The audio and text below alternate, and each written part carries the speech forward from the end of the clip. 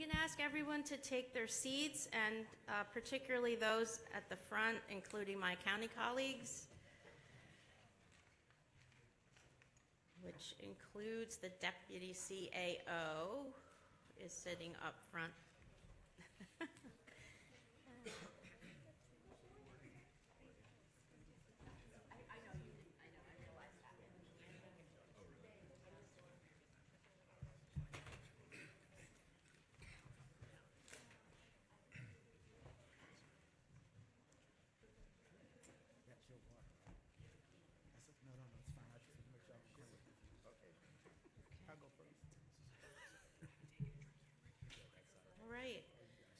Good morning, everyone, and welcome to Baltimore County, Towson University, and Baltimore County's CTP tour.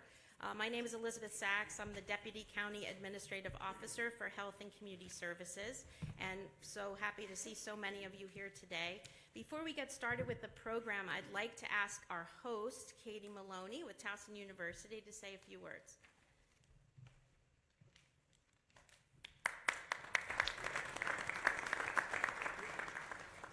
Good morning. I'll be very brief. Welcome to Towson University.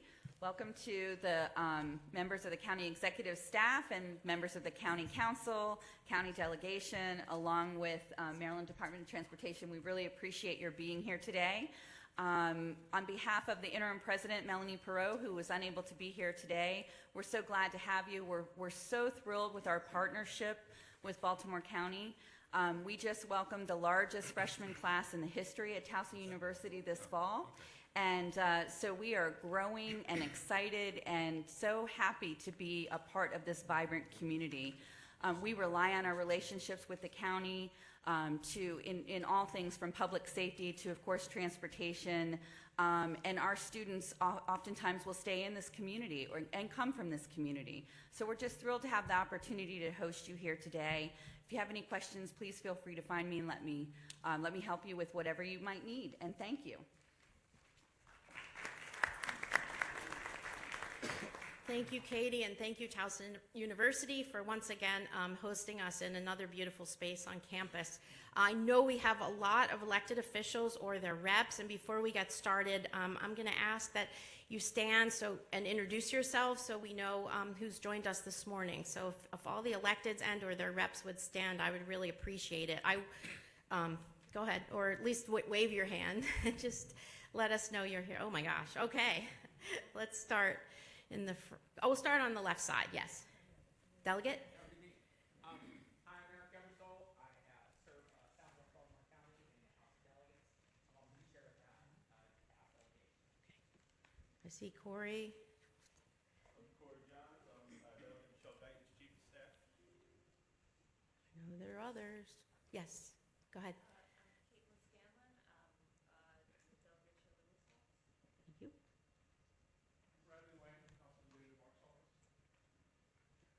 Anybody else on the, yes, hi. You? Yep.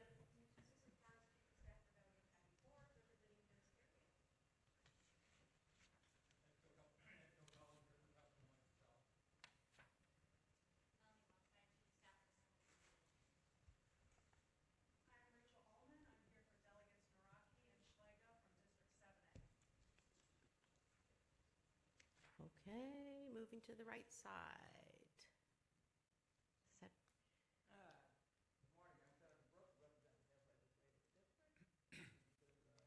the legislative district.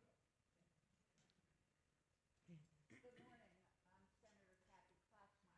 I represent the 8th District, which is northeast Baltimore County, Perry Hall, Parkville, Rosedale, Middle River. And, oh, Delegate, yes.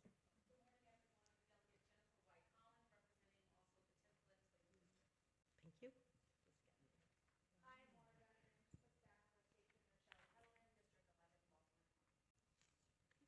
Anybody else? I'm short, so I can't see everyone by name. Okay, all right, thank you. And as you all know, after the presentations, there will be an opportunity for comment, and I will be inviting anyone who wishes to speak at that time. So thank you again, and without further ado, I'd like to introduce County Executive Johnny Olszewski.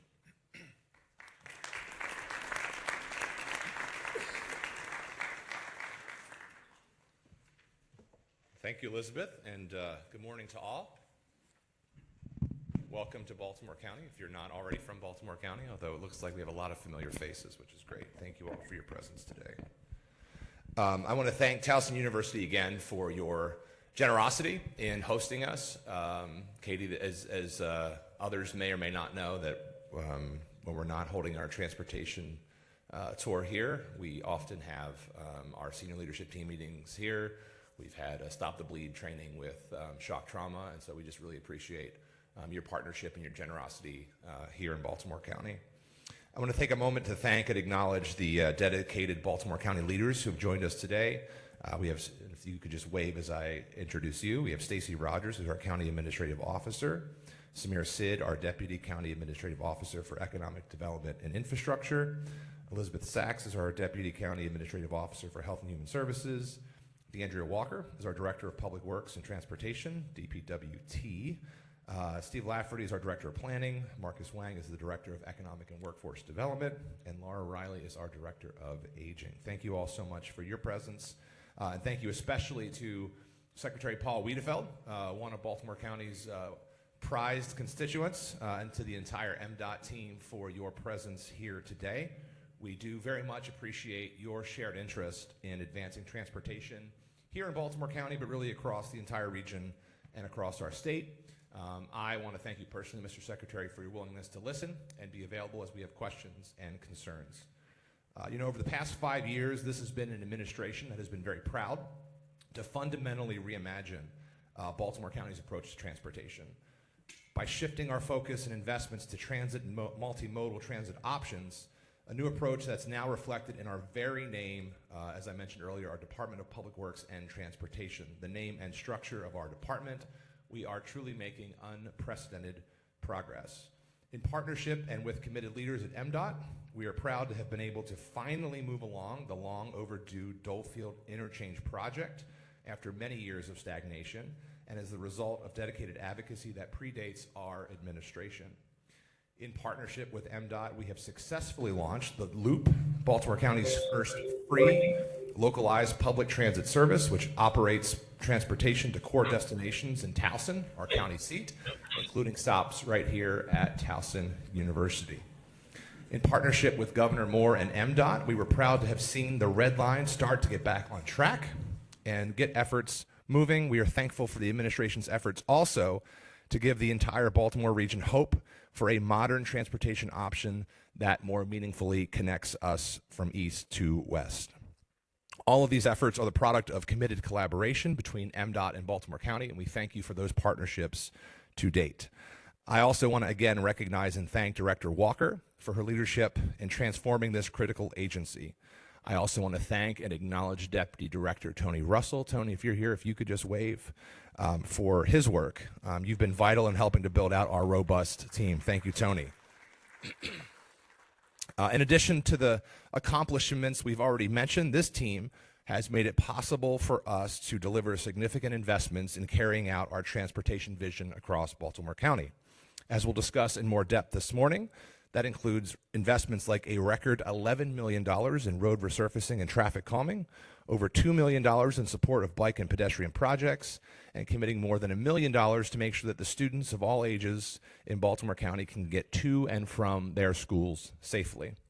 I'm truly proud of the progress that we have all built together with you, with our state legislators, with our council members, and we are truly thankful for the ways in which we've been able to develop a productive partnership with MDOT to deliver for our residents. As a result of this partnership and open communication with MDOT over the past 5 years, we truly felt Baltimore County was and is poised to deliver on a number of transformative projects.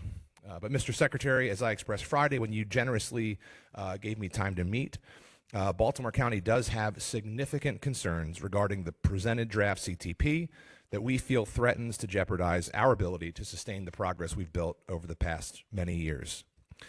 First of all, the draft CTP proposes delaying the construction for the Dolefield interchange, our county's long-standing top priority, for another year, further denying communities a long-awaited effort that will save residents thousands of hours in travel time each day. Over the weekend, I also learned that this delay might be due to expected construction timelines. If so, that has not been formally communicated to our team, and so any clarification you can provide to date would be greatly appreciated. And to the extent, even with those delays, we could keep the funding where it is to give that certainty. I think our residents would greatly appreciate that. Meanwhile, this year's document yet again falls wildly short of our hopes and aspirations for an equitable allocation of lots funding, creating massive funding disparities with our peers, while also failing to provide an update on the status of a more population-based formula to provide more sustainable funding for the lots program. Looking more regionally, this proposed plan also appears to reduce state investments across the Baltimore region in current operations, excluding the much needed and much appreciated funding for the Red Line. It appears this CTP cuts existing Baltimore region MTA transit funds by approximately $27 million over the 6-year capital program, and we do worry that such a reduction jeopardizes the future connectivity of our region.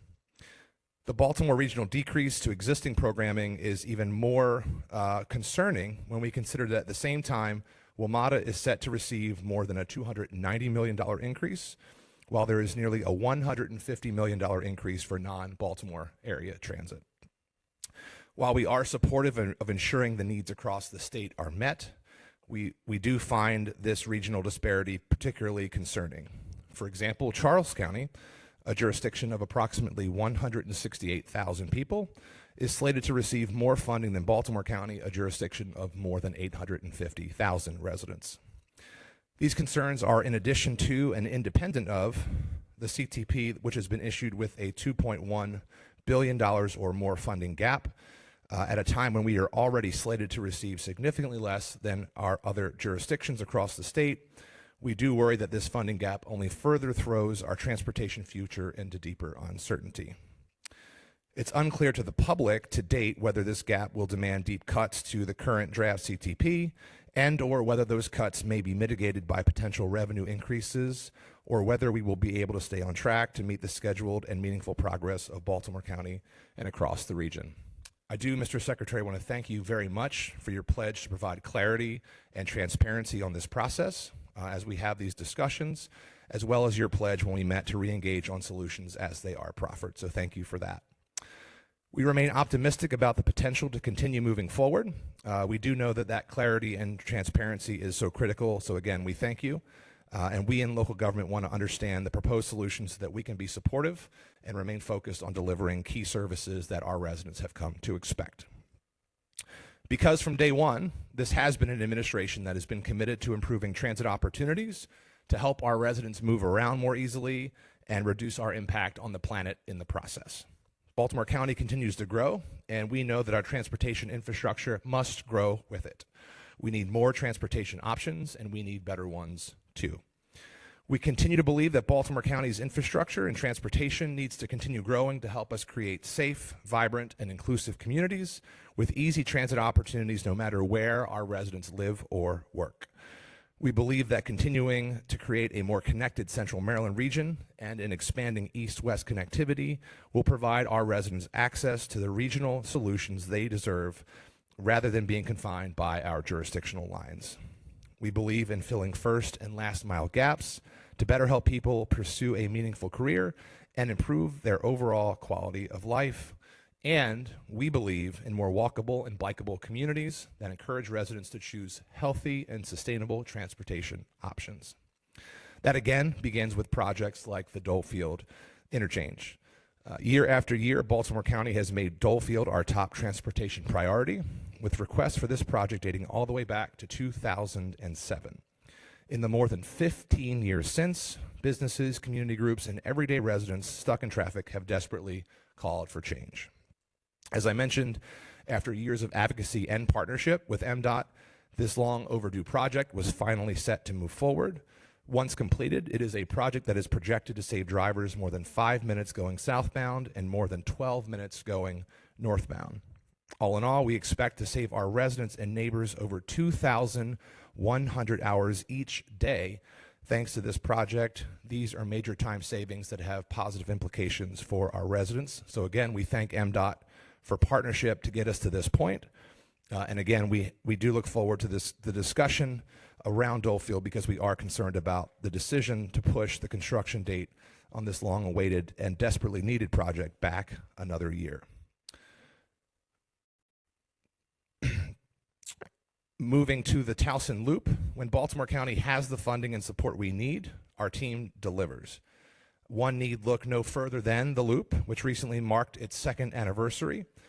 Even though this was a project that was launched in the midst of a pandemic, we have seen incredible early success with ridership. To date, we have seen more than 130,000 rides on the Towson Loop, and Baltimore County remains firmly committed to the long-term success of this model, and we are continuing our outreach and partnership with local hospitals, academic institutions, and other community anchors to make sure that success is a reality. Our advertising and promotion program to inform new residents, students, and employees about this service was recognized last year by the Transportation Association of Maryland for the best marketing program. Additionally, we've continued to implement common sense improvements like QR codes, solar lighting, and planned route updates that keep our families and our workforce moving forward. Before the development of the Loop, our only lots service was County Ride.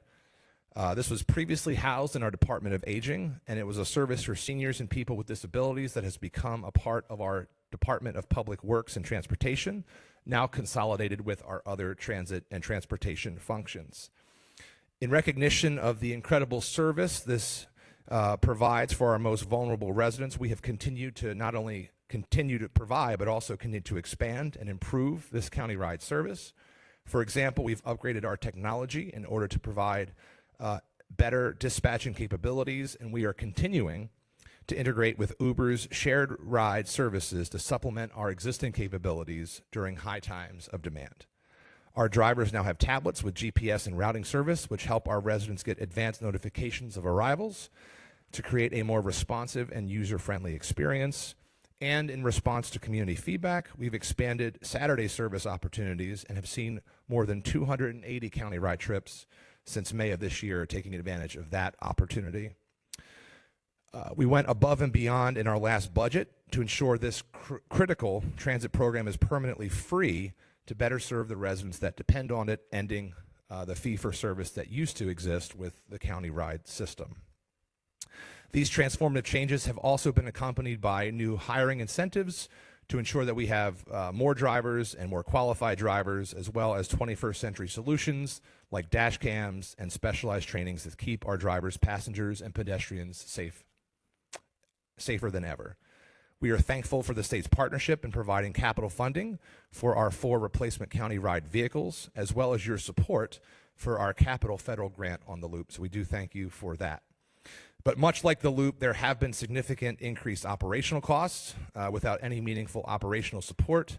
So again, we're asking for MDOT's assistance as we look to sustain and grow these essential services. We're also keeping our eye on opportunities to replicate this program in other communities well suited for new transit opportunities. Most immediately, that could mean places like Catonsville, Owings Mills, and Sparrows Point, while also eyeing further expansion in places like White Marsh and Middle River.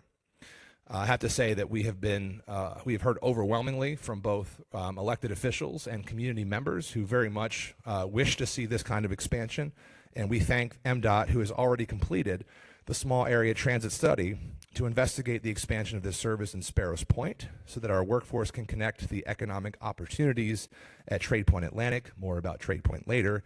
A key driver of upward mobility for many communities across Baltimore County, but also the entire Baltimore region.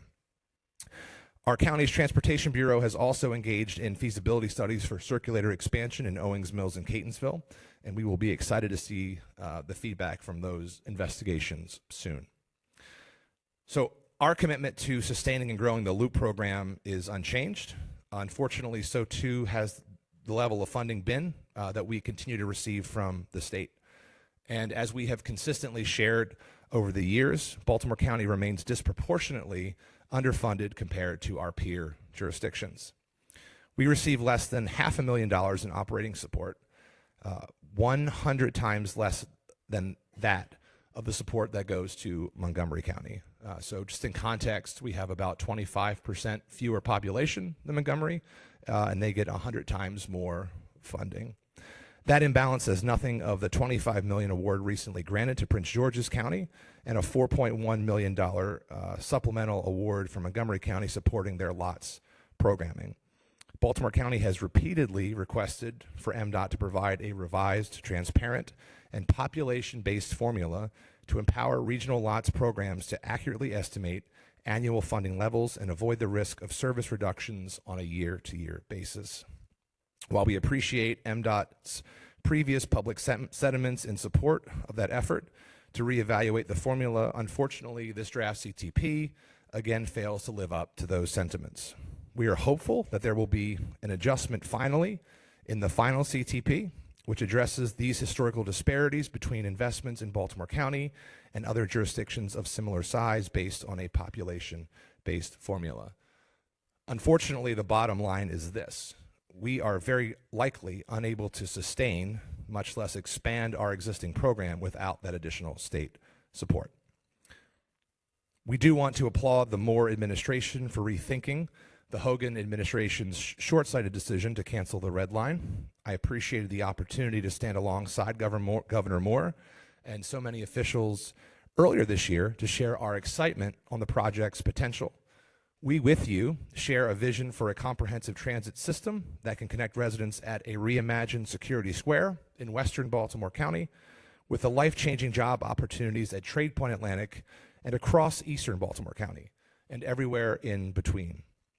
We have spoken directly and repeatedly with the administration on the need to ensure that any east-west project reflects the ways in which our region has changed, and in particular, connecting our residents from the Baltimore region with those transformative job opportunities at Trade Point Atlantic, which has rapidly grown into one of the most dynamic shipping and logistic hubs in the world.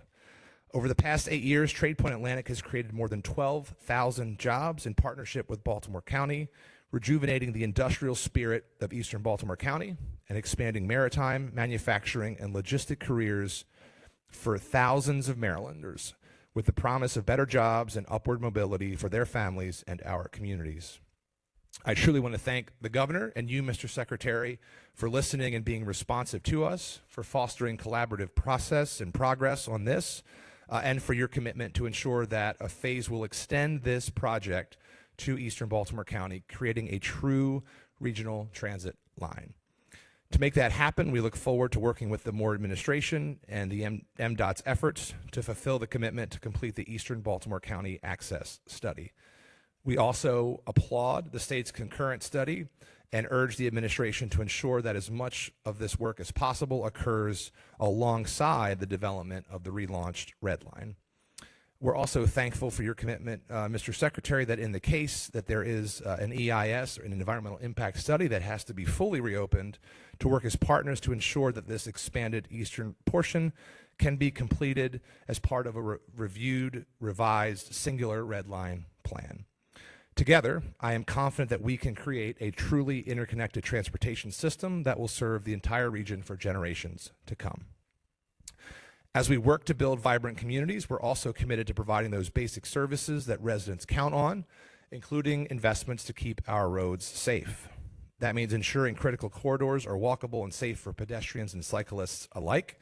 Our fiscal 23 budget allocated $2.6 million to support street connectivity, I believe a first for Baltimore County, an equitable and effective program that is empowering residents to step forward and make specific requests for the sidewalks and pedestrian ramps that makes our streets safer.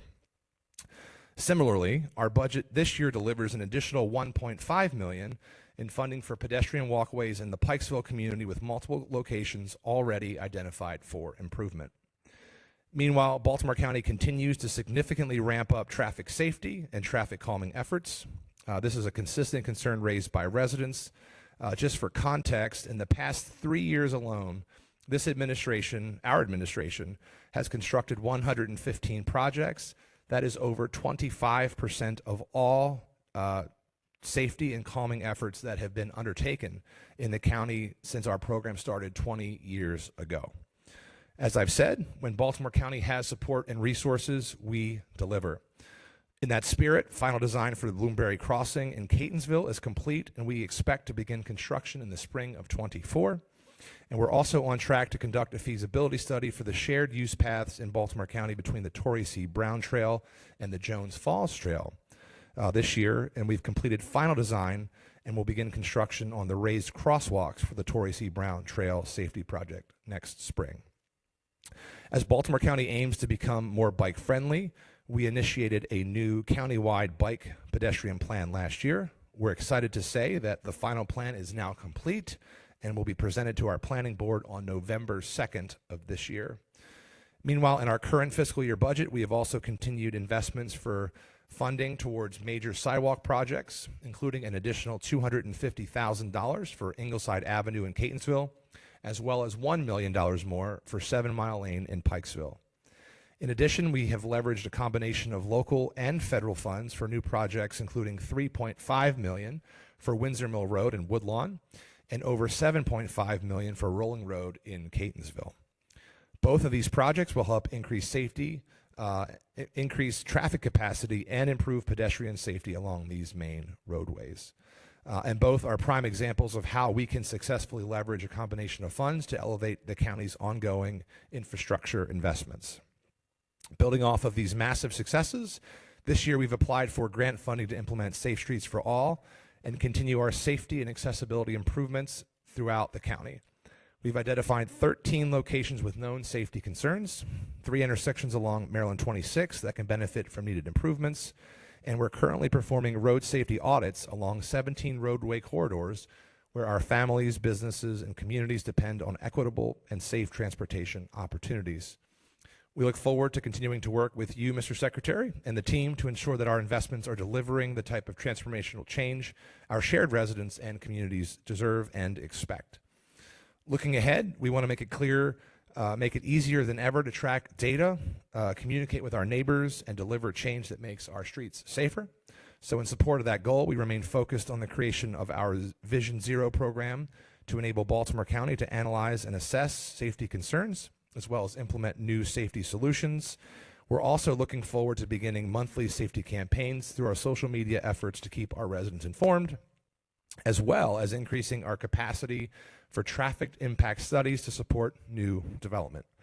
Baltimore County is continuing to innovate thanks to new systems like Paver that will be deploying technology and data to evaluate road conditions and streamline our repair and replacement processes. And we've continued to support our truck traffic monitoring program with cameras and technology at 7 different locations. We're proud to have that program up and running now as well. Moving forward, we'll continue to explore every opportunity to modernize and improve Baltimore County's transportation systems. I want to thank you again. We're glad to take advantage of this unique opportunity to share our progress and our priorities with MDOT. I am truly grateful to you, Secretary Wiedefeld, for your willingness to continue a productive dialogue. We look forward to continuing to identify solutions to these issues. We know that there are no shortage of challenges in front of you and your team, but we do very much look forward to working in partnership to address what's been shared today. So at this point, I think we'd like to turn the program over to you, Mr. Secretary, and your team, and then I think we'll end with public comment. So thank you again. Thank you.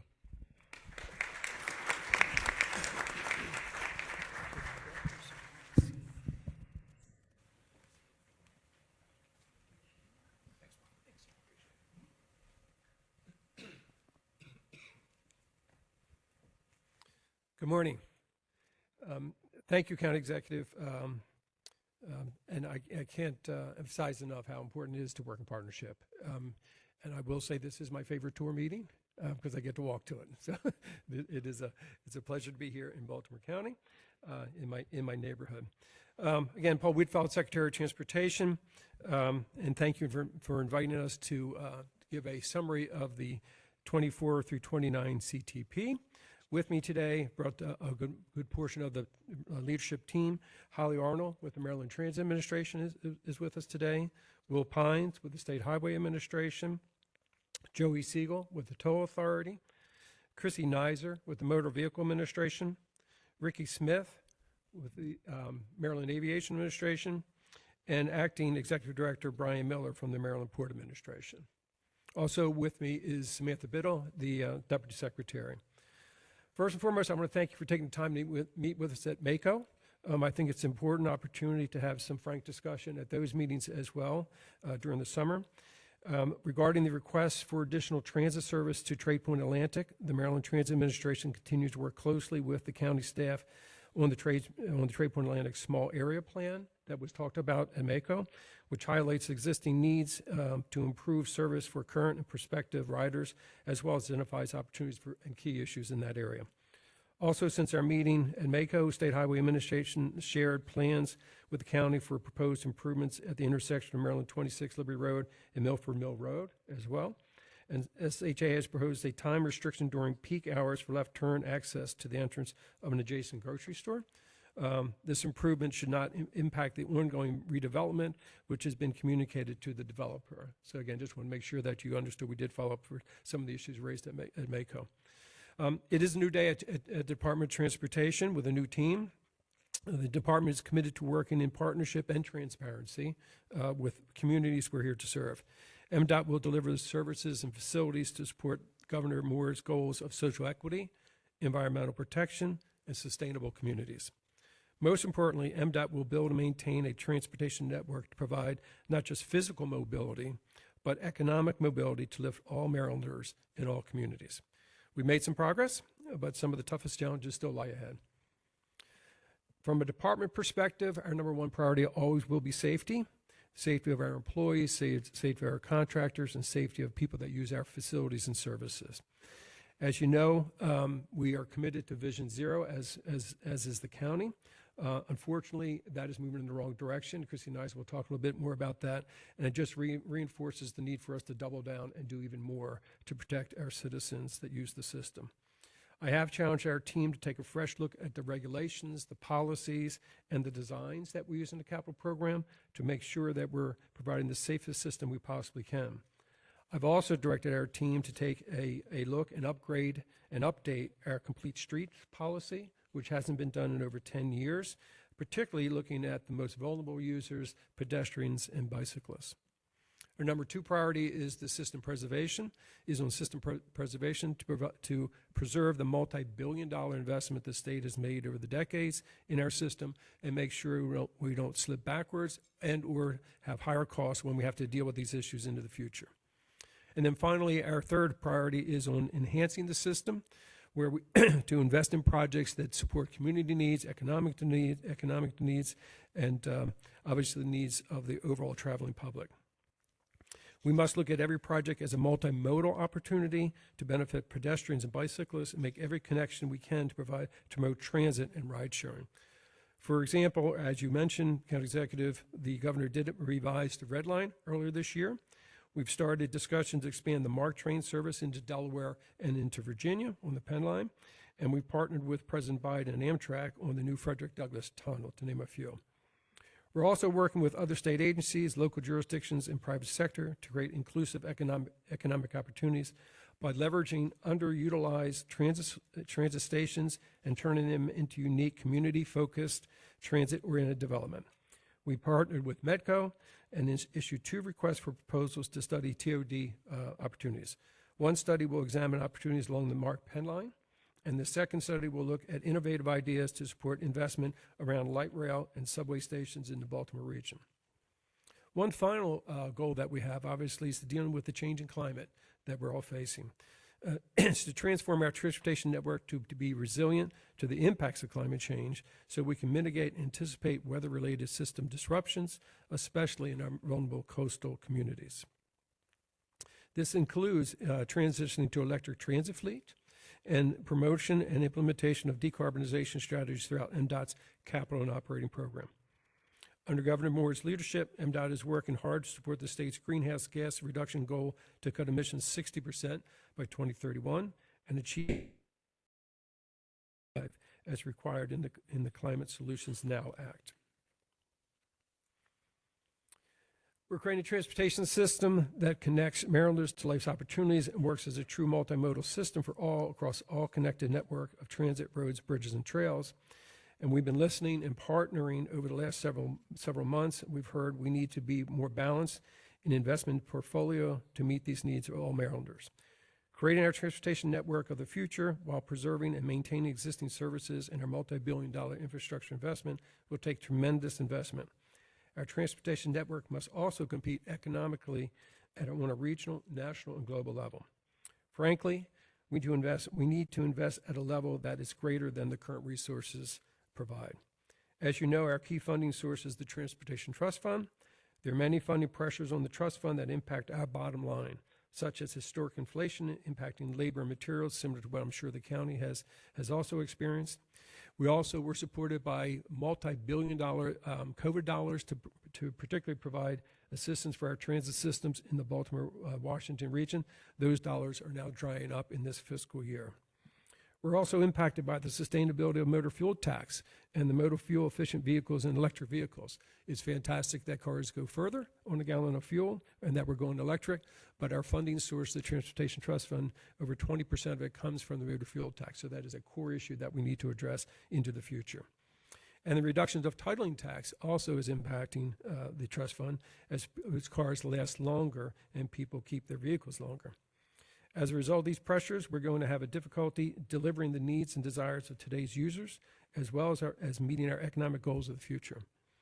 It's true we have a historic opportunity to compete for federal funds through provisions of the bipartisan infrastructure law, especially the menu of discretionary grants available. We have been successful on a number of those, but the reality is you need state dollars to compete for those dollars, and as I mentioned, that is a pressure point for us.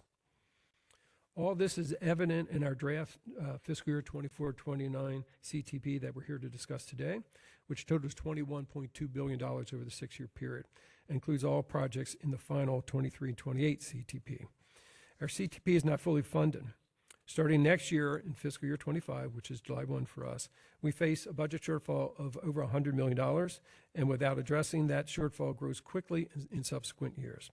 And the future gap is just addressing and maintaining current projects and services.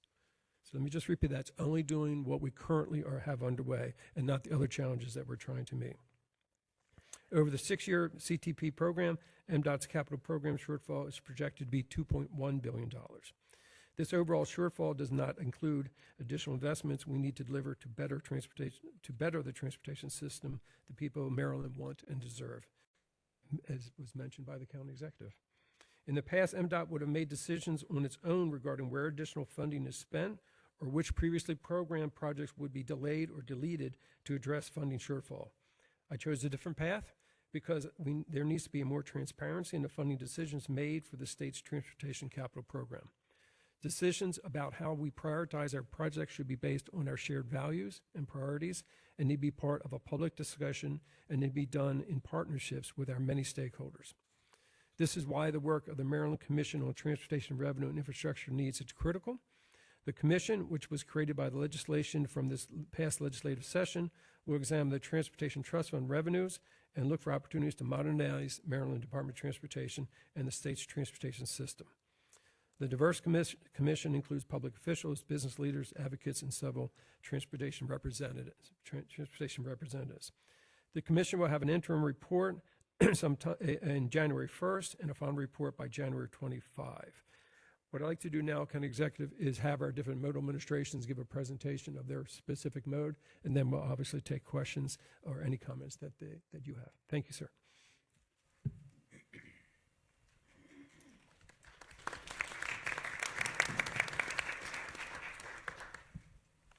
Good morning. My name is Holly Arnold. I'm the administrator of Maryland. You guys hear me? Okay. Maryland Transit Administration. I appreciate the opportunity to share a little bit about what MTA is doing to support frequent, reliable, and easy-to-use transit throughout Maryland. Public transit is essential to ensuring economic and social mobility, addressing the climate crisis, and needed reductions in carbon emissions, as well as reducing congestion and promoting safer and healthier streets for our entire region. Maryland's investment in new transit infrastructure and maintaining our systems in a state of good repair will make a difference in people's lives throughout the state. I'd like to highlight a few of the projects currently underway at MTA. In the Baltimore region, as the Secretary mentioned, we're relaunching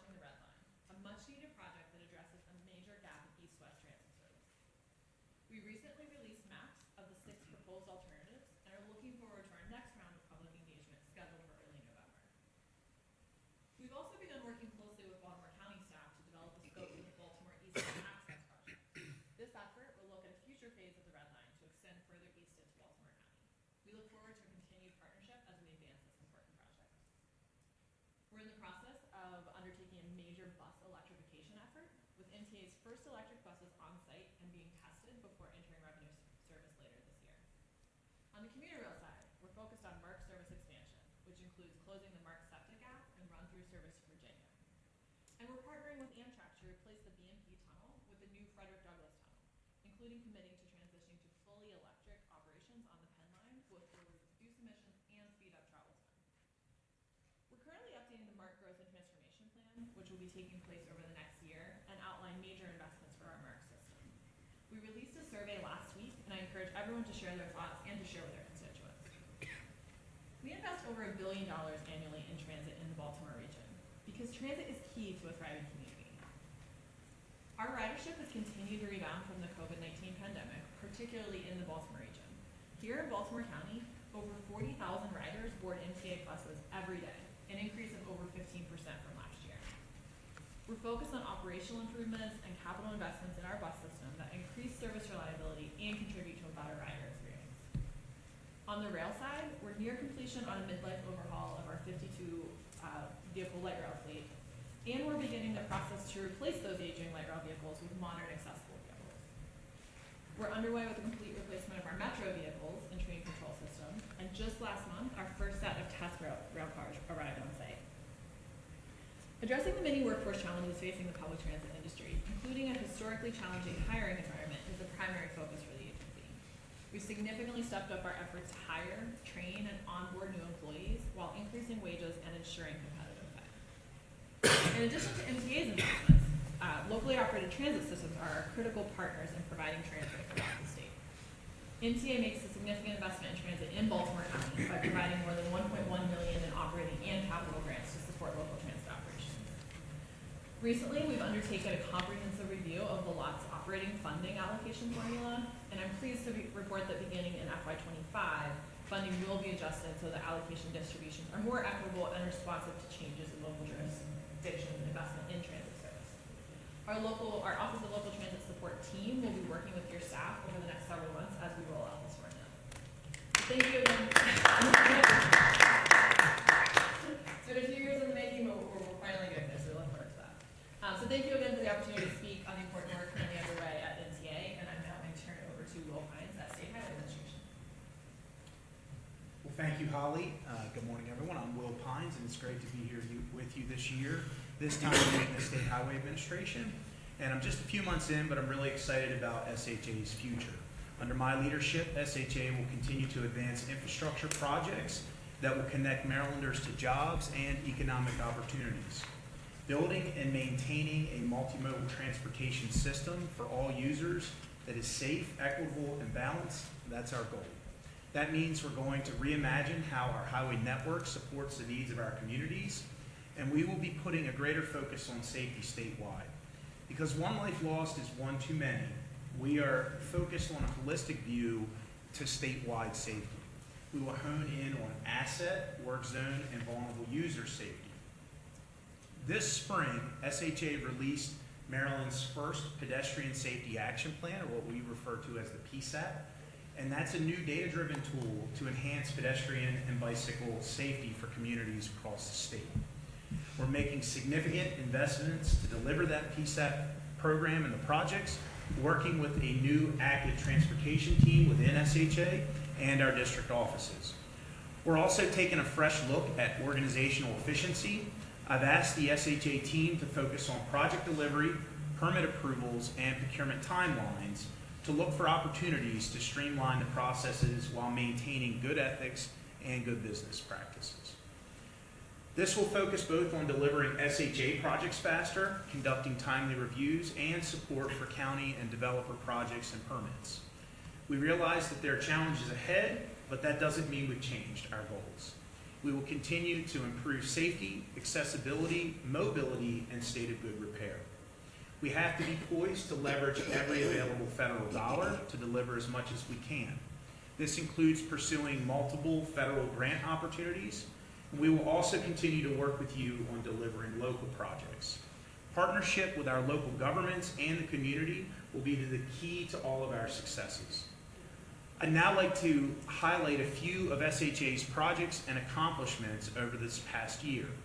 There's been a lot going on in Baltimore County. One example is that we've started the next phase of the I-695 TSMO project following the tragic preventable crash that occurred on 695 and that took place and lost the lives of 6 members of the transportation family back in March. As part of our commitment to reducing crashes in work zones, SHA has implemented traffic calming and enforcement strategies throughout that project area. These strategies include variable speed limits and enhanced law enforcement presence in our work zones. Our goal is to leverage technology and partner with law enforcement to make our work zones safer, address driver behaviors, and prevent future tragedies. SHA and our industry partners are working together with the Governor's Work Zone Safety Work Group, which is chaired by the Lieutenant Governor, to develop other measures to enhance safety for workers and motorists. The I-695 Transportation Systems Management and Operations, or TSMO project, is aimed at improving safety and reducing congestion along the Beltway from Interstate 70 to Maryland 43 through part-time shoulder use and incident detection technology. Through these innovative improvements, we anticipate reducing crashes and that motorists are anticipated to save up to 34 minutes of travel time during their commutes. The project began back in 2020 and is expected to be completed in the winter of 2025-2026. We will continue to post current information, including the schedule for this project, on our project portal page. Between White Marsh and Harford County line, crews are wrapping up the construction of the $32 million project to rehabilitate the dual US 40 bridges over Big and Little Gunpowder Falls. The new bridges, which opened to traffic in September, keep 2 lanes open in each direction and added a 10-foot wide outside shoulder for pedestrians and bicyclists to enhance safety and mobility. Maryland 147 Harford Road to Joppa Road, one of Baltimore County's top priorities, was completed this summer. Safety improvements included roadway widening, ADA compliant ramps, sidewalks, bicyclist accommodations, and upgraded traffic signals. This Wednesday, October 25th, SHA is hosting its virtual public meeting for the upcoming Maryland 139 Charles Street improvements and water main replacement project. Thank you to the county for their collaboration and partnership in funding and replacing the water main portion of the project. The project limits extend from Maryland 139 from Baltimore City line north of Maryland 134. This project is officially in the construction phase as of last fall of 2023. SHA recognizes the significant impact that Trade Point Atlantic has on the region. Later this week, I will be touring the facility and look forward to our continued partnership. We share in the excitement for the opportunity to create safer and more walkable communities, and so I'm excited to talk about Governor Moore's announcement of more than $25 million in federal and state grants for 40 bicycle, pedestrian, and trail projects across Maryland. This includes funding through recreational trails program, such as $70,000 for the Irvine Nature Center, more than $275,000 for the Bear Creek Heritage Trail, $243,000 for the Woodstock Old Court Trail System, and nearly $58,000 for Patapsco State Park trail maintenance. To follow up on the county executive's questions around the Dolefield interchange, SHA shifted the planned construction start to reflect what we believe was a more realistic delivery schedule given the complexity and progress of the current project. However, I will ask our team to revisit this schedule and will coordinate with the Secretary on the schedule in relation to the CTP funding. Thank you. Thank you. Finally, I want to thank our district engineer, Sutapa, who many of you work with, for her leadership in supporting the county and various on your various constituent services and needs. Thank you for your time, and now I'd like to turn it over to Joey at the MDTA. Great. Thank you very much, Will, and greetings to everyone. I'm Joey Sagal, and I was named Executive Director of the MDTA, or Maryland Transportation Authority, in August of this year, and formerly served as its Chief Operating Officer. The MDTA, financed by toll revenue, is the independent state agency that finances, owns, operates, preserves, and secures Maryland's 8 toll facilities. We're investing those toll dollars right back into our world-class infrastructure for all Marylanders. The MDTA's commitment to maintaining Maryland's toll roads is paramount, as well as doing our part to watch over the millions of souls traveling those roads each day. I'd like to talk about some of the projects that keep Baltimore County residents connected every day. First, Bear Creek. In June of this year, we advertised the I-695 repairs and subgrade rehabilitation project on the Sparrows Point near Bear Creek area in Baltimore County. The MDTA approved the project, and construction is anticipated to begin in early 2024. Another project, the I-895 all-electronic tolling conversion. The MDTA continues converting our legacy facilities, this would be our last remaining, to highway speed all-electronic tolling. And looking forward to that project. The update with that is the request for qualifications on this design build project are expected to be advertised this fall. The I-95 ETL, or Express Toll Lane, northbound extension program. The MDTA is investing $1.1 billion into the I-95 ETL project to add 2 northbound express toll lanes to north of Maryland 24 into Harford County. Work is underway currently for the new toll lanes from north of Maryland 43 White Marsh Boulevard to just south of Maryland 152 Mountain Road, and the reconstruction of the I-95 interchange at Maryland 152. A project to add an auxiliary lane on northbound Maryland 24 from Maryland 924 through Singer Road was just advertised in spring of this year. We expect to advertise the reconstruction of the northbound I-95 from north of Maryland 24 to Bynum Run in winter of 2023. Reconstruction of the I-95 Maryland 24 interchange will be advertised next year. The extension is expected to be open up to Maryland 152 by the end of 2024, with the full extension, the second phase, north of Maryland 24, to be open by the end of 2027. For many Marylanders, including Baltimore County, crossing the Bay Bridge to get to the Eastern Shore plays a big part in your lives. Let's talk about Bay Bridge Crossing Tier 2 study. The $28 million study for Tier 2, NEPA, the National Environmental Protection Agency, is analyzing alternatives for providing adequate capacity and access to improve travel reliability, mobility, and safety across the Bay and along the US 5301 corridor. We've held numerous public engagement activities throughout the entire summer of 2023, and we heard Marylanders are frustrated with congestion at the Bay Bridge and want relief from traffic jams that occur year-round. To address the concerns, we plan to share alternatives with the public in 2024, followed by MDTA's recommended preferred alternative in 2025, and conclusion of this Tier 2 study in winter of 2026 into the beginning of 2027. Details about this study and additional opportunities, which we strongly encourage people to provide, are available online at baycrossingstudy.com. When you think of the Maryland Transportation Authority, you may think our responsibility ends once the bridge is crossed or the light at the end of the tunnel becomes visible to you.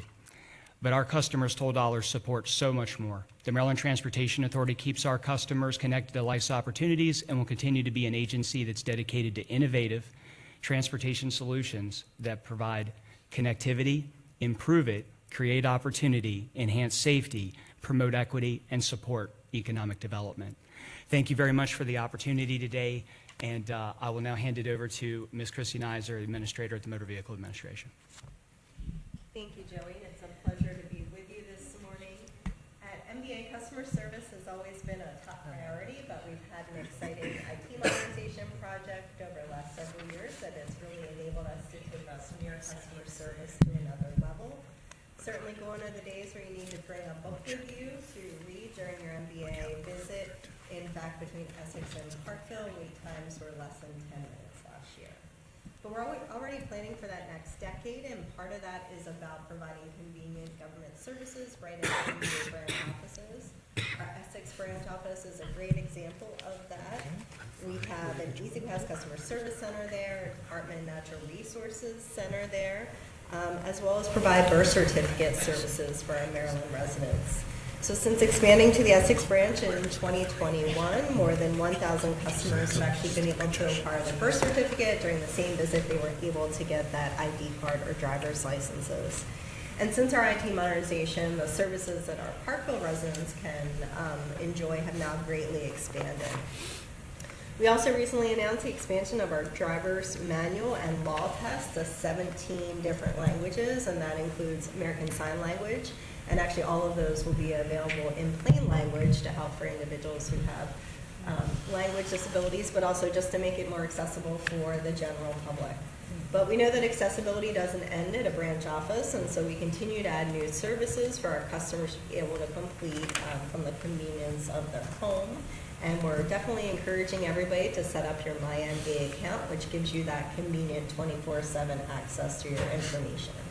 In fact, last year, more than 75% of our customers actually completed a transaction outside of that traditional branch office agent relationship.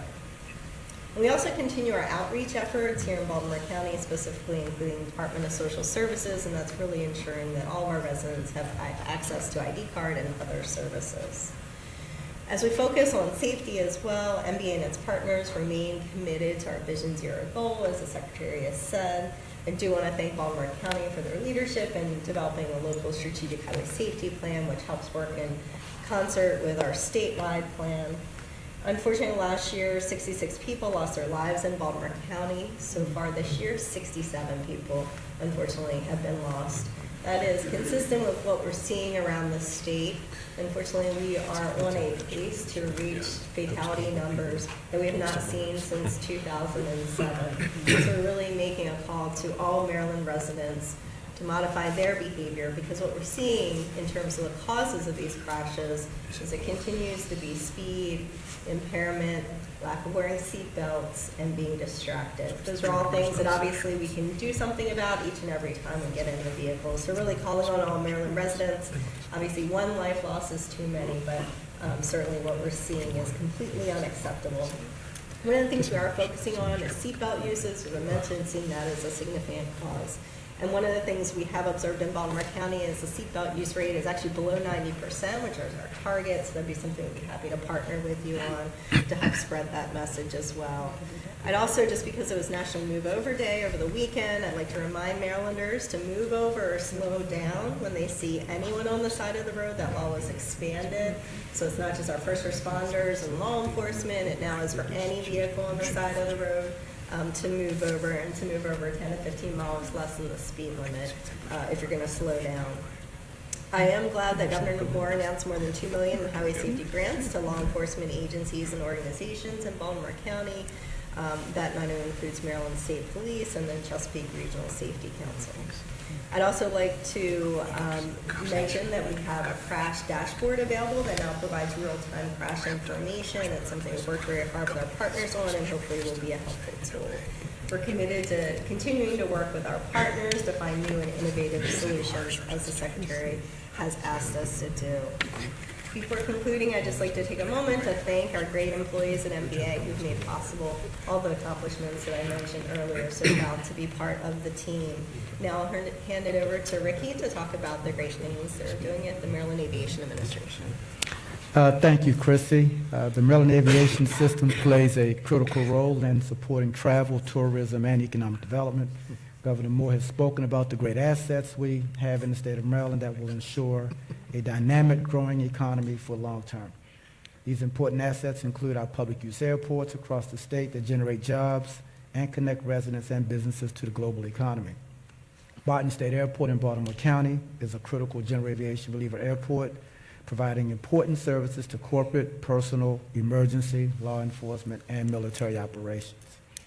BWI Thurgood Marshall Airport serves as a major transportation resource and economic engine for the state, with an economic impact of over $9 billion annually. In terms of passenger traffic, BWI Marshall is currently at about 90% to full recovery following the pandemic.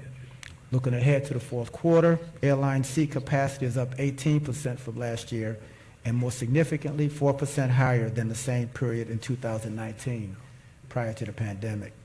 We continue to welcome new airline partners and growing international and domestic air service. We are committed to working every day to make our facilities the most efficient, user-friendly airports for airports and our customers. The Maryland Aviation Administration's capital program continues at historic high levels with a 6-year program of over $1 billion. We forecast over $330 million in capital spending for this year, with further growth in fiscal year 2025 to reach about $350 million. It is noticeable that we are successfully leveraging federal dollars to support our capital needs. Thanks to our federal delegation, we have over $280 million in anticipated federal funds programmed in the draft CTP. Throughout our capital program, we are advancing important projects that will enhance BWI Marshall for our passengers and provide important facilities for our partners. These critical improvements will shape BWI Marshall for decades to come. The MA continues to support 34 public use airports that serve communities across the state. For the statewide aviation grants program that provides important support, thanks to the Secretary, MA intends to administer $3.6 million in funding during the fiscal year 2024 for regional airports across Maryland. So thank you for an opportunity to give an update on MAA, and I will now turn it over to Brian at the port.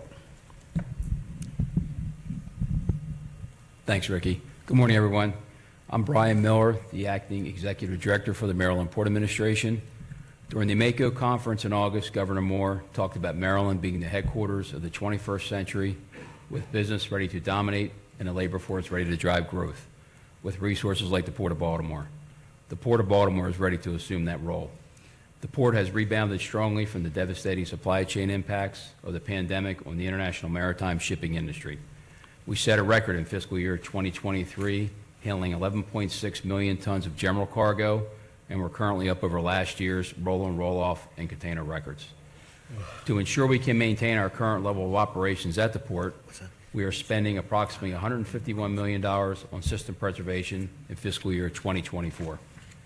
Our system preservation dollars go to maintaining our state-owned public marine terminals, which include our cargo warehouses, vessel berths, roadways, and our dredge material containment sites.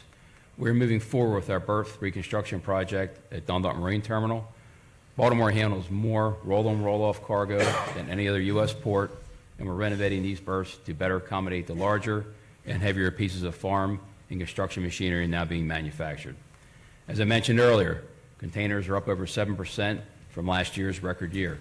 We recently handled in August our largest container ship, the Evergreen EverMax, which can hold over 15,000 20-foot containers.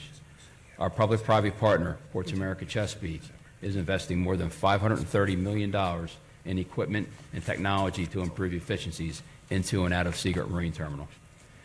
The CSX Howard Street Tunnel project is underway and will give us the ability to handle double-stacked intermodal container trains to and from the Port of Baltimore.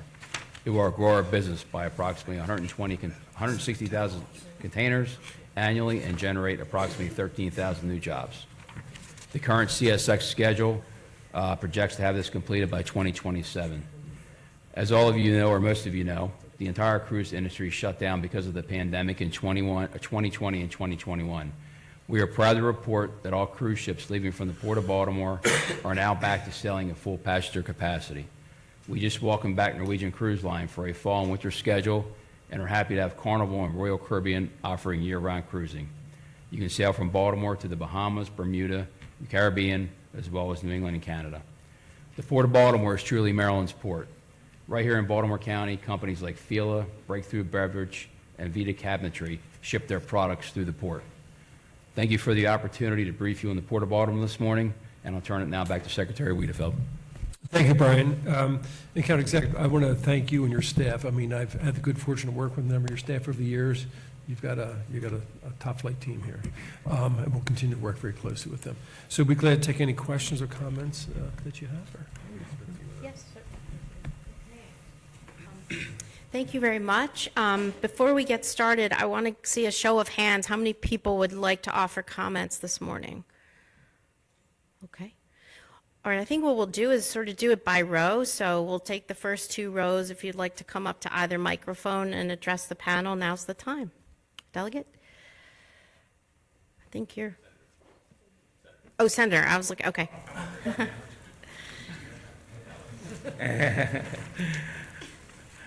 Okay, good morning again. And Mr. Wiedefeld, I want to thank you for your comments. And of course, my CE, thank you for yours, sir.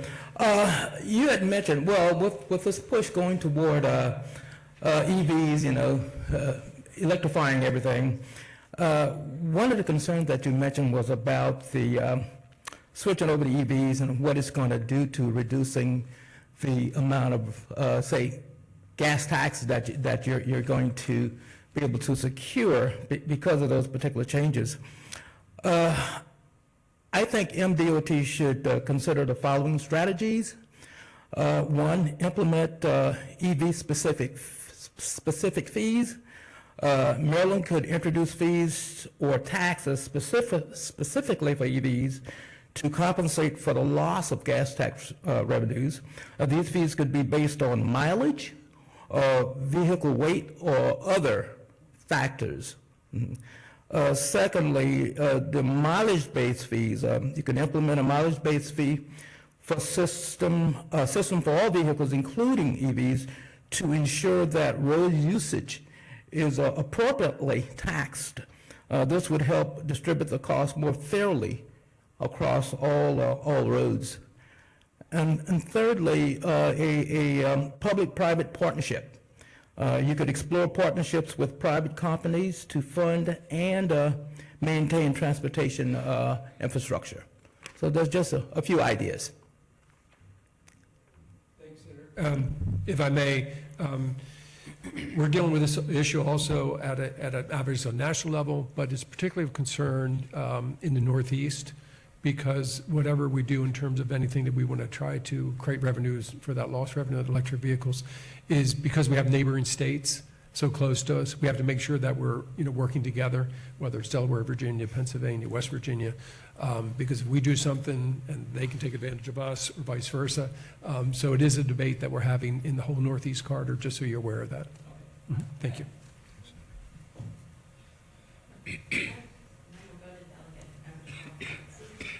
Yes, thank you very much for this opportunity. Mr. Pines, I just have an ask for you.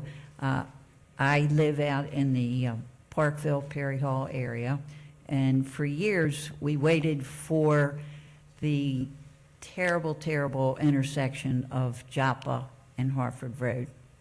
And it's done, I think, but I've gotten many complaints about it's just not user-friendly. So if you could just maybe go out and check it out and see if anything can be done to make it a little smoother ride through there. And the same goes for the intersection of Honeygo and 43. I've just gotten complaints and complaints about those two. And so, and for Mr. County Executive, just for, we're getting the new school on King Avenue, and if we could look into sidewalks for the walkers if we're going to go that way. So thank you, and thank you for all you do. And I have to say, for Chrissy Nizer, she's super, and she's so easy to work with, and I think I can speak for all the legislators in the room. She's accessible and always helpful, more so than the rest of you. So thank you. No, I don't mean that. I just know. I don't mean that. No, I don't mean that. I just know she's the one that, she's the front line here of defense for our motorists. So, but you all do a wonderful job, especially Ricky. Ricky's, and let me just say this: we did get an award at the airport for our wonderful bathrooms. So I just want to bring that to everybody's attention. So thank you, and you all do a wonderful job. Woo. Little height challenge here. Really can't see who's out there. So the next few rows, please come up to one of the mics if you'd like to make a comment.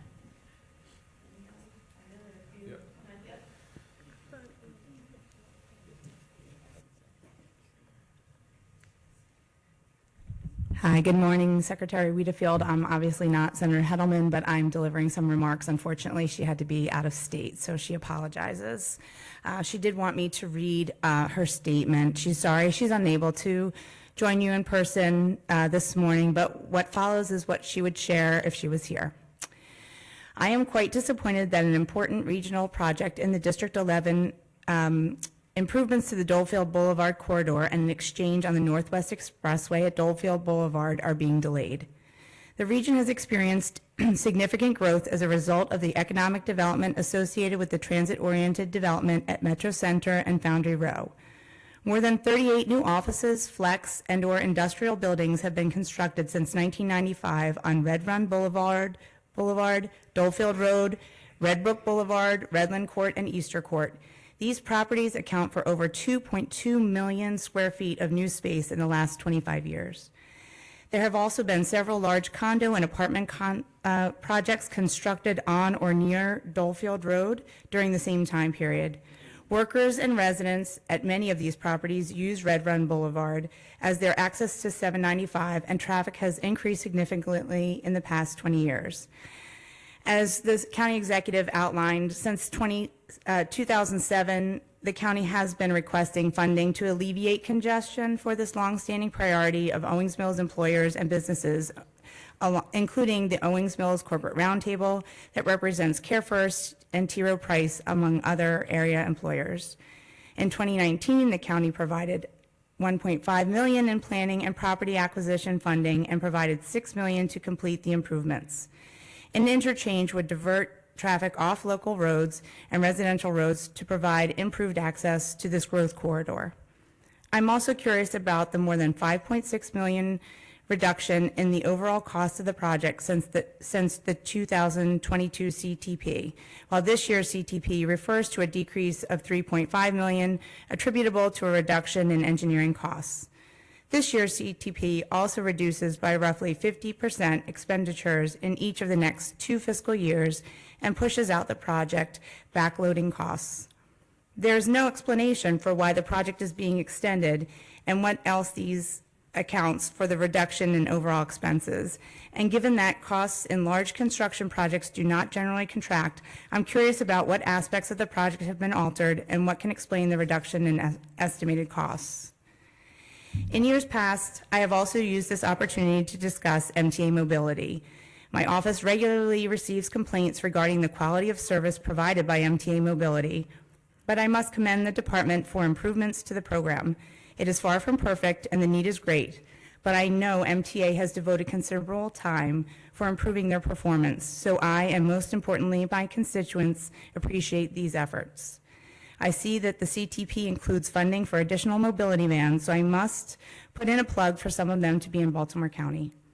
We must continue to invest in labor, technology, and better systems to support riders who rely on this service to meet their everyday needs. Thank you for your attention to these important projects and investments that are so essential to my constituents, all Baltimore County residents, and a safe and thriving community. And on a personal note, I also wanted to thank your entire team for all their constituent support, because we deal with your office on a regular basis, and we appreciate the responsiveness. Thank you. Thank you for the comments. In terms of mobility, I know that Holly's done a great job in getting that back on track to where we all want it to be. I'll ask Mr. Pines to comment a little bit further on the Dolefield issues that you raised. Yeah, similar to the response of the county executive, we understand that the concern about the shift in the schedule. I'll ask the team to go back and take a look at that again. Big picture, why did it shift? As I mentioned, the project, we wanted to update it based on what we thought was realistic. Based on the community meetings we had made some changes in some left turn movements due to constituent feedback that we got, meeting with the neighborhoods for Pleasant Hill Road. And so essentially regrouping on the design after dealing with some of the comments from those constituents, we felt like the adjustment in the design would take a little bit of time. So we'll go back, see if we can move on that, but also working with the secretary on the overall schedule related to the CTP gap. Thank you. Who's next?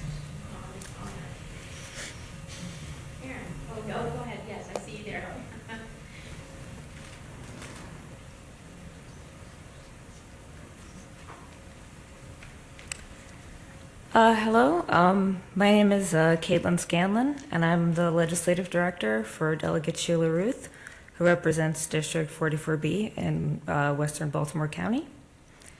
Delegate Ruth couldn't be here today, and she asked me to share this brief prepared statement from her. Secretary Wiedefeld, County Executive Olszewski, and administrators, thank you for this opportunity to share my perspective.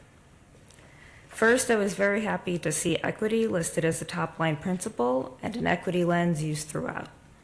Transportation can either increase disparities or improve equity in many ways, both small and large. For too long, our transportation systems have been inequitable, from highways dividing Black communities to the cancellation of the Red Line. It's time to right those historic wrongs and to ensure that our transportation systems serve all communities fairly. I deeply appreciated the opportunity to work with MDOT on the Transportation Equity Act, which passed in the 2023 session, and I'm grateful to the governor for signing it. Of course, I am thrilled at the inclusion of $98.9 million in development and evaluation funds for the Red Line. This project will be transformative for the communities along the corridor, including Woodlawn in my own district. It's very important for those communities that the Red Line be completed as light rail. Bus rapid transit has advantages, and there are many situations where BRT is the right solution, but the Red Line is not one of them. Light rail will be faster, will carry more riders, and perhaps most importantly, the permanence of light rail will do more to attract the kind of economic investment and redevelopment that these communities need, including Woodlawn, which is currently a focus of multiple redevelopment efforts in partnership between all levels of government and the communities. Finally, equity demands that this project be completed as light rail. Communities in the corridor deserve the project that was stolen from them 8 years ago, and many would see BRT as nothing more than a consolation prize. I also support the future East Baltimore County extension that is under consideration. An extension of the Red Line to Trade Point Atlantic will provide easy access for people in my district to reach those jobs. I was happy to see under the enhanced safety and security goal that, quote, MDOT intends to specifically reduce disparities in traffic safety among diverse communities, end quote, in my district. Liberty Road and Baltimore National Pike are two state roads that carry high-speed traffic through diverse communities. Both of them have areas that are significant safety hazards, and I ask SHA to look at vehicle and pedestrian safety improvements in those corridors. Finally, I note the $9.5 million for SHA stream and wetland mitigation, as well as some specific stream restoration projects listed under minor projects. I've been working with several other legislators to improve the way that stream restoration is done.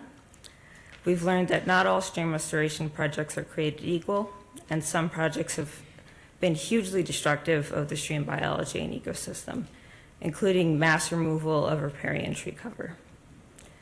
I ask that SHA ensure that the parameters of those contracts be defined to require protection of stream biology and trees, include upland mitigation projects such as bioretention, and ensure maintenance and monitoring of the ecosystem after the project is completed.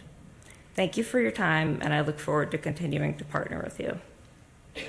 This concludes Delegate Ruth's prepared statement. Thank you for the opportunity to share it, and have a good day. Thank you. And if you could send that to us, that'd be appreciated as well. Thank you. Stick with the middle section. Anyone else have comments? Yes.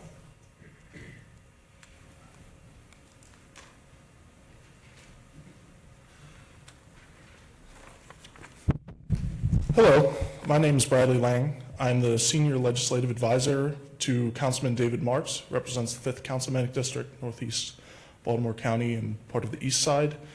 He's sorry he can't be here today. He's teaching right now. Councilman Marks was formerly the Chief of Staff at the Maryland Department of Transportation. He appreciates all of your service and would like to particularly thank Secretary Wiedefeld, with whom he served. Councilman Marks asked for strong consideration of two particular items. First, he strongly supports state and federal funding to improve Philadelphia Road in the Moores Lane Countin Avenue corridor, as identified on page 6 of the priority letter. There needs to be an eastern ramp so that motorists can more easily access the east side. Finally, he supports state funding to advance the Northeast Trail.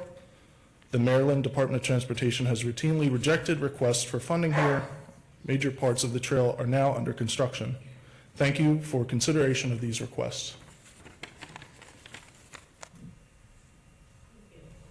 Anyone else in the middle section who would like to comment? Oh, Council, you have Council Chair.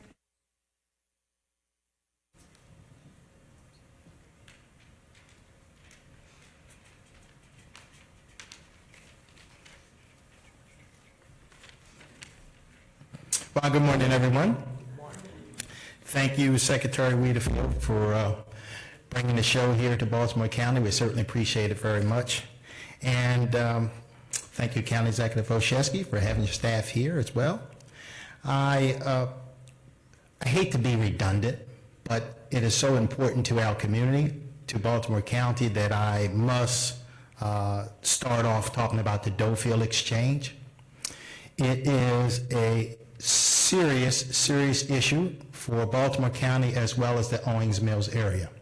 Starting with, we have some of the largest employers in Baltimore County all being subjected to a bottleneck each and every afternoon. We have an awful lot of undeveloped property in the area. And one of the things that we often hear is transportation is a problem. So Baltimore County, during the last master plan, had two growth areas, Owings Mills and White Marsh. And we've seen tremendous improvements in transportation in White Marsh, but we've always seemed to fall on deaf ears for moving the project forward at Doefield. And to be quite frank, during the last administration, it got to a point where the last meeting such as this, I didn't even show up because I felt like it was a joke. You show up, you say what's important to Baltimore County, and then nothing happens. So I would urge the Department of Transportation to figure out whatever it is. If there's ever issues or concerns with the community, that's my district. I'm in communication with everyone. So when I hear complaints from communities, I wonder who's making the complaints, because I'm talking to all those communities as well as the presidents of those associations, and everybody is excited and looking forward to having the Doefield Exchange. So that's the first thing. Second thing I want to talk about is the Owings Mills Metro Center. Owings Mills Metro Center is Baltimore County's only transit-oriented development.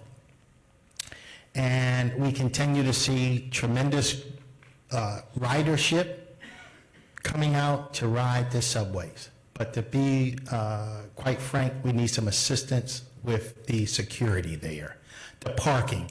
Every week we have a couple of cars, at least two, sometimes as many as 3 or 4. People coming up on the subway, they walk through the parking lot, they pick their car of choice, they steal it and drive off. So I don't know if it's an answer whether we should have a gate at the garage where it's free, where people can leave and take the ticket with them. I'm not sure what the solution is, but it's something we should look at, because at some point, people are going to decide they don't want to park there anymore, and that's not good for anyone. We want people to get on there and ride the subway. Speaking of the subway, moving right along to the red line, I think it's I would put my support behind a, what is it called? Not the rapid bus, but the light rail transit. I think that's important. I think it's important that we are able to connect the west side of Baltimore County to the east side of Baltimore County, particularly Trade Point Atlantic. That's a major global hub. It's producing tremendous job growth, and I want to make sure that the people on the west side of Baltimore County have an opportunity to participate and not spend upward of an hour trying to get around the Beltway to that job hub. So I think that that is a major economic driver in our community as well. One of the other things I like to talk about is the bus enclosures. For years, I've constantly requested bus enclosures.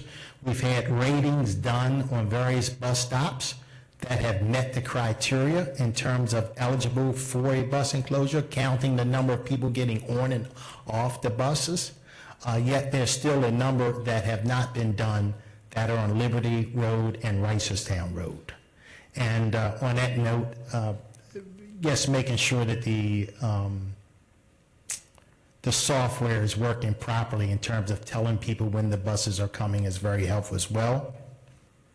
And last but certainly not least is sometimes, we work very hard to keep the communities clean. And sometimes I would drive getting off of the off-ramps, whether it be Reisterstown Road, Liberty Road, or Security Road. And sometimes those off-ramps are not very tidy. Okay, they look a mess. It'd be nice if we had a trash truck. So I guess the thing as it relates to that, every time I see it, I call my office. They call the local shop, and we try to get it done. And people generally are responsive. But I'm just wondering, should it be my job to call and tell you that the bus stop, the off-ramps look a mess? Surely somebody else who works for the department drives through there as well. But anyway, those are the things that I have, and I thank you so much again for being here today and giving us an opportunity to let you know what our concerns are. Thank you so much. I want to talk a little bit about Clean Sweep program. So thank you for the comment and kind of question on litter removal. So at State Highway, we launched what's referred to as Operation Clean Sweep, which is really targeted to enhance, at the Secretary's direction, how much litter removal and pickup that we're doing. We've reduced our cycle times down. For perspective, in the fiscal year 22, we had cleaned up 6,500 truckloads full of trash. And by implementing Operation Clean Sweep, we cleaned up 9,000 truckloads. So we've made very substantive improvements, in terms of being able to clean more. But frankly, it is a real challenge. And so a big part of that also is just trying to educate the local communities on programs to help us with litter and really just not have litter at all. So we're working with some counties on joint efforts. Some counties have been putting out dumpsters days to allow folks to come and throw stuff away, because we see it all from mattresses and chairs and everything that people put out there. So it's a very big challenge. We're working on the education piece. We're working on proactively cleaning up. But unfortunately, if we could throw a lot of money at it, we'd still have a lot of cleanup to do, unfortunately. That. And last, before I leave, I will just always throw in a plug for the MTA. I mean, no. Okay, MTA is okay. I got you. No, we want to talk about the DMV. Continue to do a wonderful job. I hear nothing but good things about it. And to be quite frank, I'm starting to miss the jokes. Normally there's a lot of jokes about DMV, but I don't hear the jokes anymore. Everybody's pretty happy what's going on there, especially all the things you can do online. So thank you very much for your time. Thank you. One more in front and some others in the back, I know.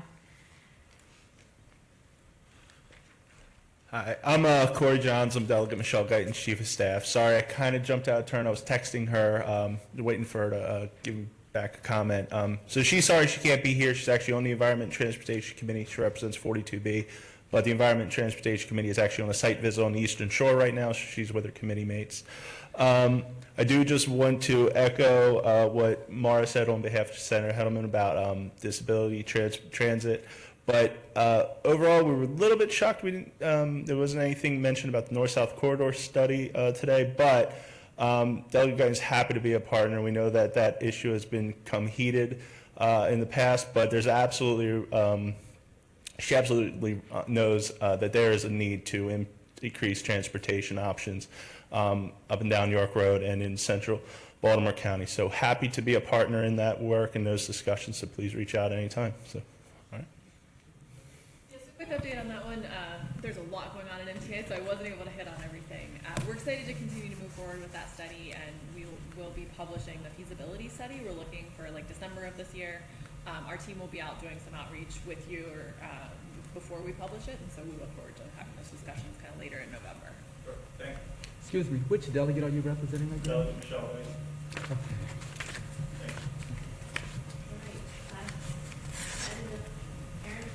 Tom, I know you're back there, and others, come on up.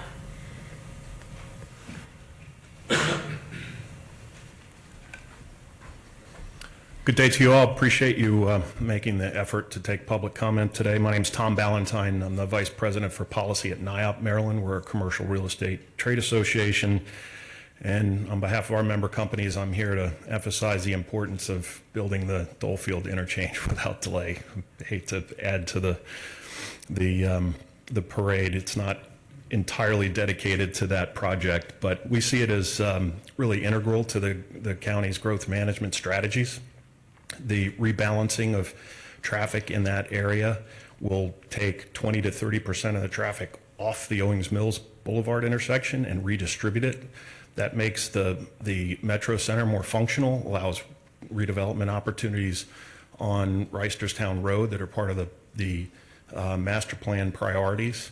And it also provides better access to locations along Red Run Boulevard that are employment opportunities. So for those reasons, we hope you reconsider the schedule and appreciate you taking our point of view. Thanks.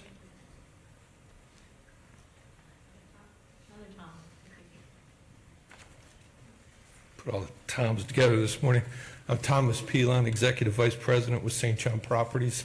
I'm also the Legislative Committee Chair for NAIOP Maryland for the last, I think, 15 years or so. A couple of things. I want to talk about the Dolefield interchange, but a couple quick things before that. A bus route that would get you from the Greenlee area on 43 to White Marsh, something that we've advocated for in the past, I think would be nice to look at. You can't get from the train station there over to White Marsh, and there's obviously a number of people living there now. Our corporate headquarters are in Windsor Mill.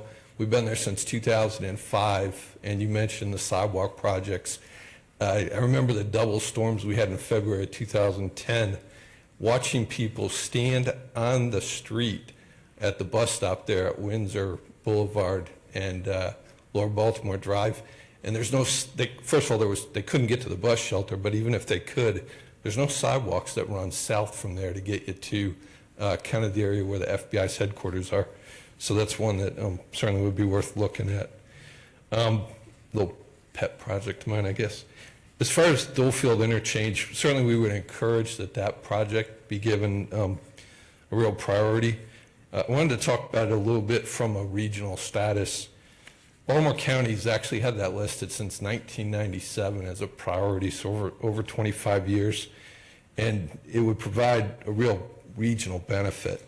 The I-795 corridor is projected to be at an F level of service by 2031, which is only a year off of the prior studies that were done associated with that.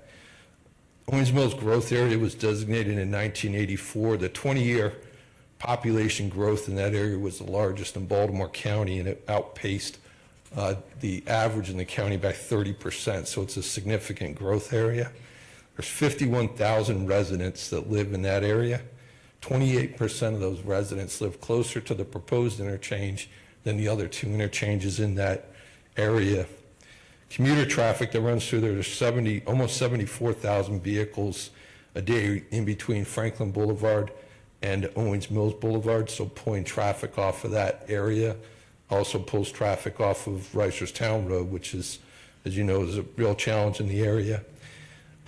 Regional commuters that are coming through that corridor are heading basically to the entire western side of Baltimore County, from Towson all the way around to Catonsville and Arbutus and such. So you've got a number of benefited stakeholders, the residents in general in the growth area, employees commuting to and from. There's over 22,000 commuters that come and go to those interchanges daily, so those people would be well served. And then the regional commuters that are moving through the area. So again, it's a project of significant regional benefit, serves a designated growth area with significant growth. The I-795 improvements themselves would benefit the regional commuters, and the project should be funded as soon as possible, including now. So thank you for your time. Thank you. Karen, come on up.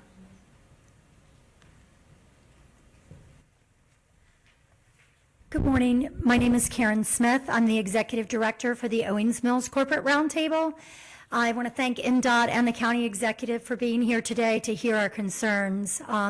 Not to badger you, but we represent numerous organizations in Owings Mills, Care First, Stevenson University, T. Rowe Price, NPT, JCC, the list goes on, as well as associate members, the county schools, the libraries, the post office.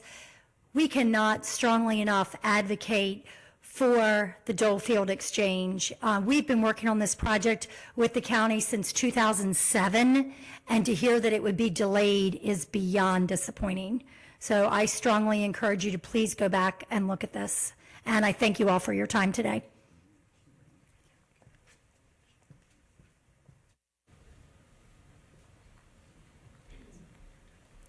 Good morning. My name is Rachel Allman. I'm here representing Delegate Ryan Naraki and Delegate Kathy Schlega of the Eastern Baltimore County region, Perry Hall, Kearney, White Marsh, Middle River, Kingsville, etc.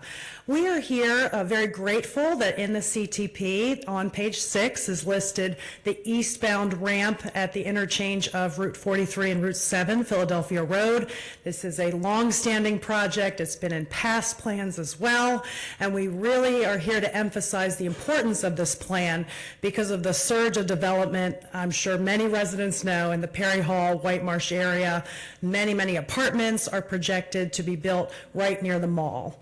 And so we've come here today to express the urgency of elevating this project to the top of the priority list.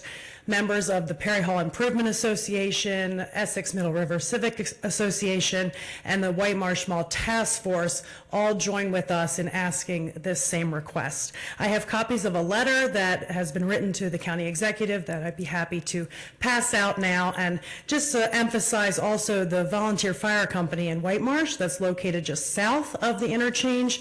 At every community meeting we attend, the members say how their response times to emergency calls are so much impacted because of the lack of the eastbound ramp, that the traffic along Route 7 is unmanageable. So thank you for your time.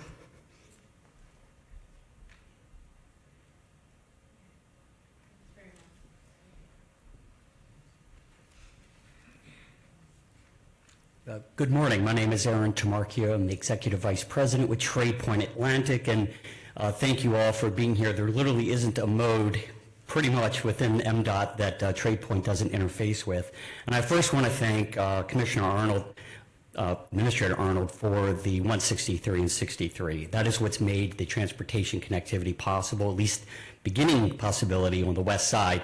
The map that was shared by the county executive came from us. That is our demographic map where our current workforce comes from. Sparrows Point was a regional employer, continues to be today, and we believe a majority of opportunity for workforce attraction can come from the west side. So that connection continued with 163 and 63 is great. The red line, we are huge advocates of the red line, extending that into Eastern Baltimore County to be able to provide that east-west access. So any help you need from us as you move forward, we will be there at the ready. And I also want to appreciate the time that you've put into the small area plan, helping maximize the east connectivity to TradePoint Atlantic, and then hopefully working with Baltimore County on a loop scenario within the TradePoint proper. It takes about 40 minutes for a bus to work its way throughout the 7 stops within TradePoint. It's a large site, it's 5 square miles, like a little town in and of itself. Currently we have over 20,000 people that visit TradePoint Atlantic and work there on a daily basis. and 36 companies, and we look forward to the continued expansion. And SHA, really appreciate the opportunity to work with you. On Thursday, the Wharf Road interchange is coming along beautifully. We can't wait till that's open next year. And I know we're working with the North Point Peninsula community on beautification and safety enhancements for Maryland 151. There was a $250,000 grant that was given to Baltimore County that is now given back to SHA, and we look forward to working with your team on realizing a plan for that area as well. So again, thank you all very much for your continued partnership with Trade Point, and look forward to seeing you. Thank you.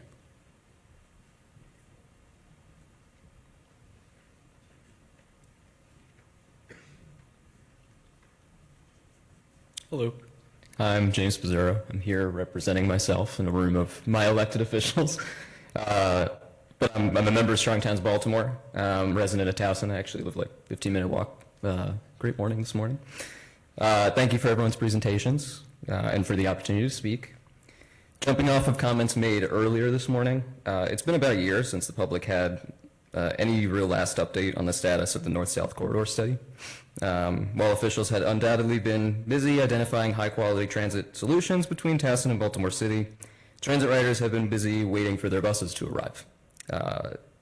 It's a situation where over the past year, of the 2 higher frequency bus routes operated by the MTA in the corridor study area, those routes being CityLink Red and CityLink Green, up to 22% of scheduled bus trips simply did not operate over that year. That's 30,000 trips, and of those 72,000 trips that did operate, only 71% of them and their scheduled visits to those bus stops that they were supposed to make were on time. While some of those deficiencies in transit service are due to the MTA's ongoing operator shortage, others are due to insufficient infrastructure. And not just infrastructure that requires a lot of money to build, but relatively inexpensive solutions like dedicated bus lanes and signal priority. This is very much a shared failure. My county needs to be more proactive in identifying and explicitly asking for such capital projects. But my state needs to do more to encourage the county that such projects will be funded and approved quickly. My neighbors and I will continue to encourage our elected officials and the representatives here in this room today to produce high-quality transit solutions, but we require the assistance of MDOT to make this happen, and we cannot afford to wait for the 25-year plan that is the North-South Corridor study to deliver the solutions would-be and existing transit riders need today. Thank you for your time and consideration.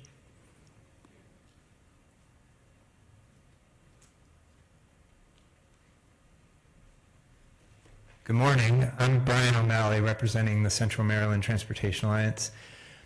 Senator Klesmeyer, I was glad to hear that you were pleased with the response you get from the MVA, and there was comments in the back row about people talking about improvements at the MVA. I want to shout out that both MDOT staff and Baltimore County staff are very responsive to my organization. We're often communicating. So there's folks up on the podium. I won't name everyone, but thank you for your responsiveness and attention.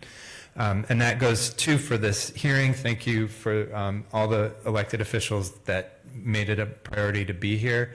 That leadership shows how important transportation is, both for Baltimore County and the state, and for the opportunity for us to provide comment. I want to share something that I think will be popular in the room, which is talking about Trade Point Atlantic. My colleague Danielle watches closely the MTA ridership figures, and we're often sharing the news about the ridership growth at Trade Point Atlantic. A few years ago, when the jobs were coming back to Sparrows Point, Trade Point Atlantic was having to advocate to MTA, please bring back the transit connectivity. We're going to need it. People are going to be trying to get here for work.